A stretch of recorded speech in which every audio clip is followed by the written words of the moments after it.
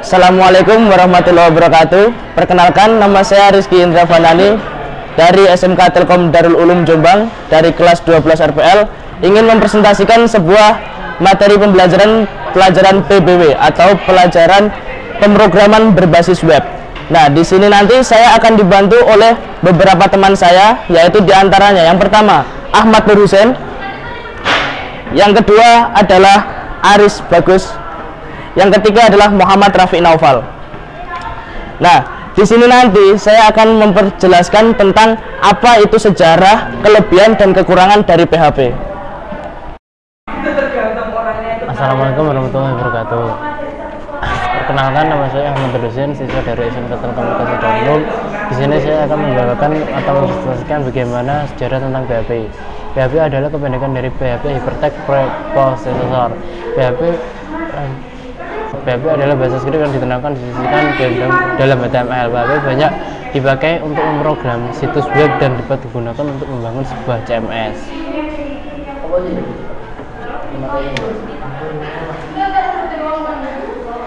CMS kebanyakan dari Content Management System, atau yang artinya sistem manajemen konten, adalah perangkat lunak yang memungkinkan seseorang untuk menambahkan dan memanipulasi isi dari suatu web. Contoh-contoh CMS adalah Drupal, Joomla, WordPress, Bulletin, dan masih banyak lainnya.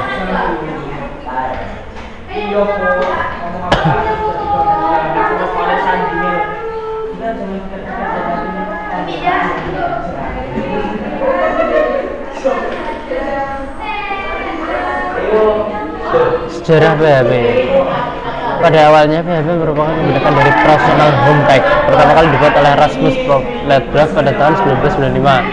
Pada waktu itu PHP masih bernama Form Interpret atau disingkat FI, yang wujudnya berupa sekumpulan skrip yang digunakan untuk mengolah atau formulir dari web browser. Berikut akan saya tunjukkan sedikit biografi tentang Rasmus Ledgrave.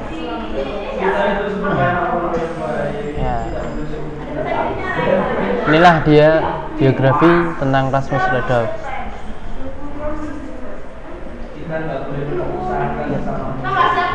Yang menciptakan PHP. Dia tinggal di Greenland untuk saat ini.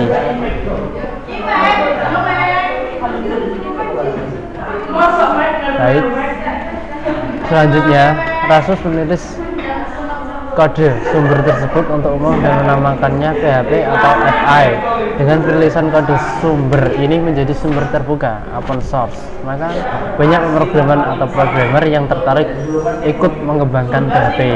Pada November 1997, PHP dan FI dirilis untuk versi 2.0. Pada rilis ini, interpreter PHP sudah mengimplementasikan dalam program C.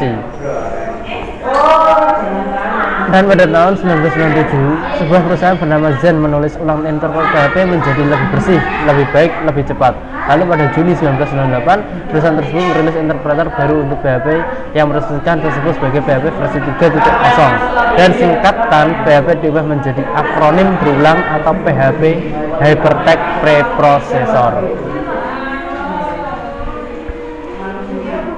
Serta pada pertengahan 1999, Zen merilis interpreter PHP baru dan dirilis tersebut dikenal dengan PHP versi 4.0.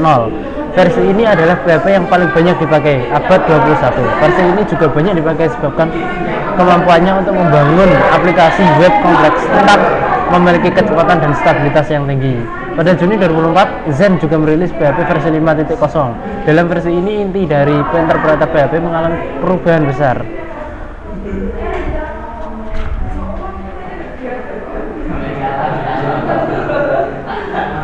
Versi ini juga memasukkan model pemrograman berorientasi objek ke dalam PHP untuk menjawab perkembangan bahasa pemrograman ke arah paradigma berorientasi objek. Assalamualaikum warahmatullahi wabarakatuh. Saya Muhammad Rafiq Naufal dari kelas 12 RPL akan menjelaskan mengenai kelebihan dari PHP. PHP merupakan bahasa pemrograman yang tidak merupakan sebuah kombinasi dalam penggunaannya. Dan seperti yang kita tahu, program-program yang memerlukan kompilasi seperti layaknya VB atau NetBeans, itu ketika akan melihat suatu hasilnya harus melakukan suatu kompilasi terlebih dahulu. Dengan PHP tidak ya memang karena di PHP itu memang tidak ada script yang digunakan untuk mengkompilasi program. Jadi setelah program tersebut jadi, maka kita tinggal membuka localhost, kemudian di app save, dan langsung saja kita menyalakan web server tersebut dan kita membuka alat browser, dan kita bisa langsung lihat hasilnya tanpa melakukan suatu kompilasi.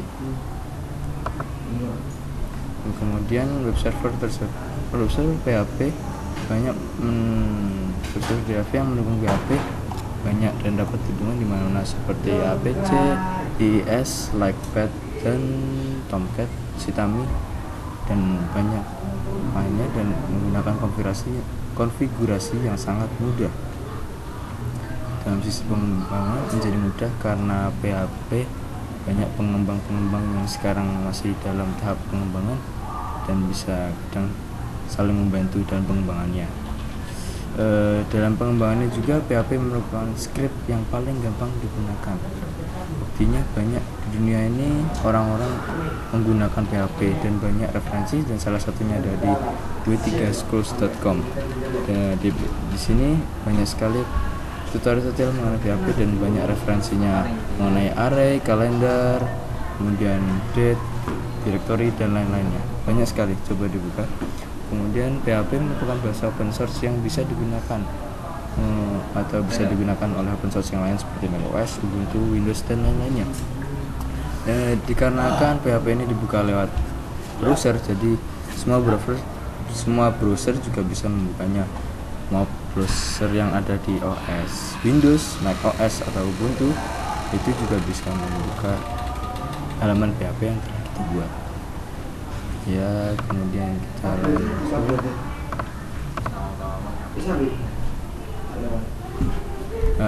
PHP menjadi populer karena kesederhanaannya dalam menghasilkan berbagai aplikasi web seperti CMS atau e-commerce. Kita tahu ya beberapa contoh dari e-commerce seperti OpenCart atau PrestaShop itu merupakan hasil dari PHP. Atau kita bisa juga dari CMS seperti WordPress dan masih banyak lagi lainnya, atau Drupal atau lainnya. Kemudian aplikasi PHP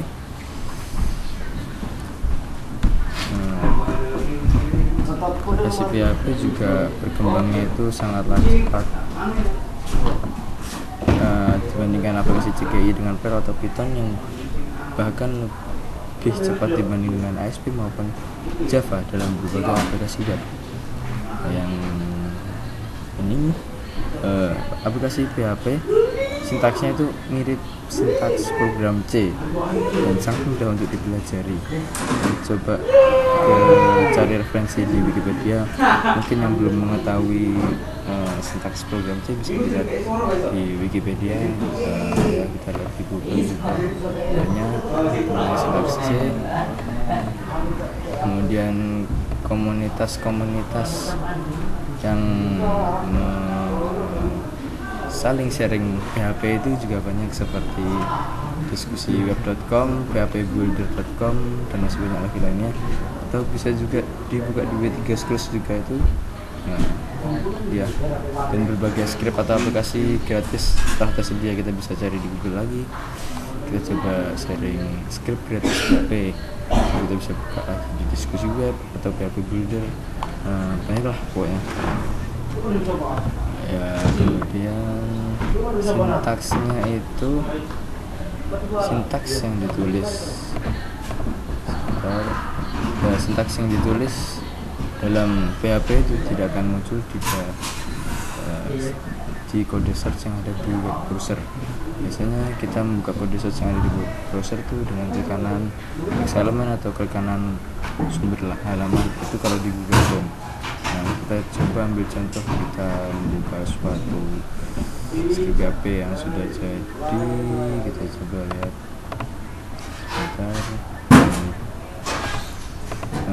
sebentar. Ya, kita buka ini anak ayam.php. Ya, di scriptnya ini sangat banyak script PHP yang sedang maaf salah. Sekali lagi ya, ini kita ikhlas saja. Nah, di sini ada beberapa script yang akan menggunakan tanda lebih besar, lebih kecil, kemudian tanda tanya, kemudian banyak yang menggunakan variabel. Ya, di situ apabila kita membukanya lewat Notepad atau Dreamweaver, sangat banyak kode SAS yang menggunakan berbagai karakter yang sangat. Nah, kita lihat hasilnya seperti today is Sunday, Anda mendapatkan nilai B. Nah, apabila kita lihat sumber halaman, nah di sini di mana di kode HTML-nya itu, kode PHP itu tidak akan muncul. Ya, coba lihat lagi. Ini bisa dilihat dengan Ctrl U atau klik kanan sumber halaman itu bisa. Nah, di Notepad itu terlihat sekali ada yang tanda lebih besar, lebih kecil, tanda tanya, berbagai variabel menggunakan tanda dolar. Tapi ketika diklik kanan sumber halaman, di sana tidak lebih script HTML-nya itu tidak kelihatan sama sekali kode PHP yang kita tadi. Dan itu merupakan suatu kelebihan agar security dari PHP itu lebih baik daripada HTML. Sekian.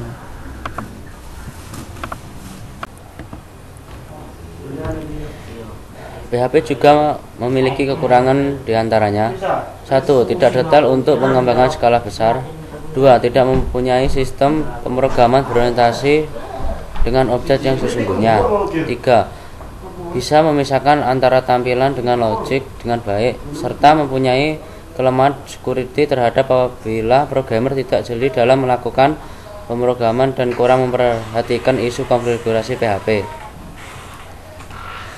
Sekian presentasi dari kami. Ada lebih kurang maafnya. Assalamualaikum warahmatullahi wabarakatuh.